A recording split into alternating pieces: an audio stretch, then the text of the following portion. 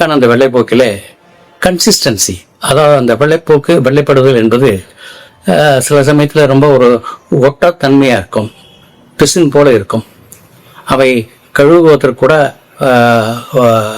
மிகவும் சிரமப்படுவார்கள். ஏன்னா அது தோலோட அந்த பிறப்பொறுப்போடு ஒட்டிக்கொள்ளும். அவற்றை கழுவி எடுப்பதற்குள் போதும் போதும் என்று ஆகிவிடும். மிகவும் துன்பப்படுவார்கள், அல்லல் படுவார்கள். ஆக ஒரு அப்படி ஒட்டிக்கொள்வது. அதே மாதிரி நூல் போல போகும், ஒரு கட்டியாக போகும், திரவமாக போகும், தண்ணியாக போகும்.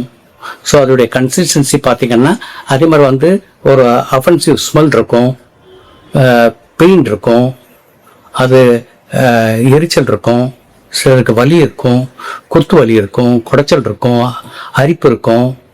பலரும் பார்த்திங்கன்னா ஒரு பொதுக்கூடத்தில் போனால் கூட, பொது இடத்துல போனால் கூட அவங்கள அறியாமையாக கை அந்த இடத்துக்கு போயிடும். காரணம் அவங்களால அந்த அரிப்பை வலுப்சியஸ் இச்சிங்னு சொல்கிறோம், அந்த கடுமையான அரிப்பை தாங்க முடியாது. அவங்களால மேக்சிமம் தாக்கு பிடிச்சி பார்ப்பாங்க, இருந்தாலும் கூட அவங்கள அறியாமையாக கை அங்கே போயிடும் சொரியறதுக்கு. காரணம் அந்த அரிப்புத்தன்மையினால தான்.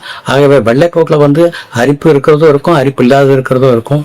அதே மாதிரி சுற்றி கம்ப்ளீட்டாக அந்த இடம் பூரா உங்களுக்கு ஒரு மாதிரி ஒரு வெப்பமாக இருக்கும், உஷ்ணமாக இருக்கும்.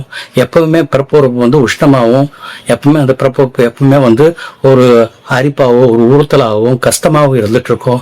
அவங்க மேனேஜ் பண்ணுறது ரொம்ப கஷ்டம், ஆனால் வெளியே சொல்ல மாட்டாங்க. இதுக்கு நீங்கள் just take a homeopathy medicines.